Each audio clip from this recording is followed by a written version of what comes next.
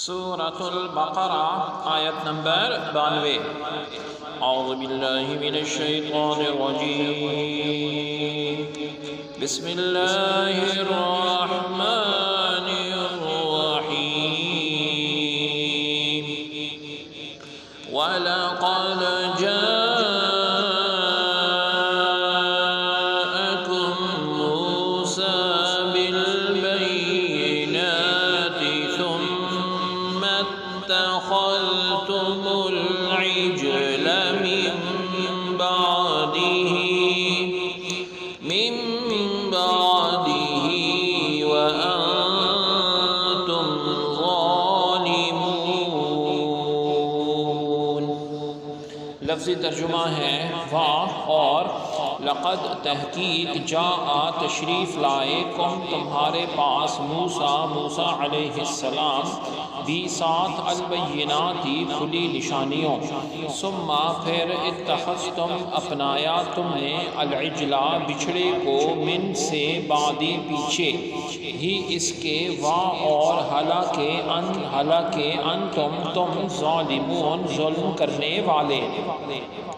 بامحاورہ ترجمہ ہے اور صورتحال یہ ہے کہ تمہارے پاس خود موسیٰ علیہ السلام کھلی نشانیاں لائے، پھر تم نے ان کے پیچھے بچھڑے کو معبود بنا لیا، اور تم حقیقت میں ہو ہی جفاکار یعنی خطاکار گناہگار۔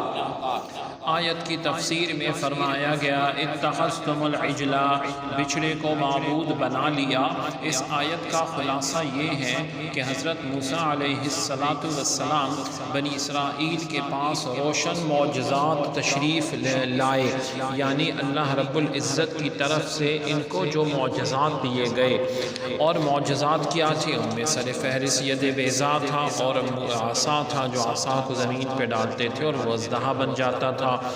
اور جب حضرت موسیٰ علیہ السلام کوہ طور پر تشریف لے گئے، کیوں تشریف لے گئے کہ قوم نے آسمانی کتاب کا مطالبہ کیا تھا، اپنے 40 دن کا اعتکاف فرمایا تھا، دن کو روزہ رکھا، رات کو عبادت کی، 40 دن پورے ہو گئے، یہاں کتاب مل رہی ہے، اور دوسری طرف آپ کے نائب تھے حضرت ہارون علیہ السلام۔ بنی اسرائیل نے ان کی نافرمانی کی، اور ایک شخص سامری تھا، اس کے بہکانے سے گائے کو معبود بنا لیا اور گائے کی پوجا شروع کر دی۔ اس نے بھی اپنے زیورات اس پہ ڈال لیے، سب قوم نے بھی اس پہ ڈال لیے۔ وہ اس پہ جو ہے وہ زیورات جو ہے وہ کھینچنا چاہتا تھا، لینا چاہتا تھا سامری۔ جب حضرت موسیٰ علیہ السلام کی روشن نشانیاں دیکھ کر بنی اسرائیل بچھڑے کی عبادت میں یعنی مبتلا ہو گئے، تو کیوں مبتلا ہو گئے؟ تو سامری نے یہ کہا کہ الہکم و الہ موسیٰ فنسی، یہ موسیٰ علیہ السلام اور اس کے بڑوں کے معبود ہے، تمہیں بتانا بھول گئے تھے۔ تو قوم جو ہے وہ نافرمان ہو گئی، اور ہارون علیہ السلام کی بات نہ مانی اور شرک میں مبتلا ہو گئے۔ تو ان یہودیوں کا سید المرسلین صلی اللہ علیہ وسلم کے ساتھ کفر کرنا یہ کوئی نئی بات نہیں ہے، کیونکہ یہ طریقہ ان میں موجود رہا ہے کہ اللہ رب العزت کی بڑی اور عظیم نشانیوں کا انکار کرتے رہے ہیں۔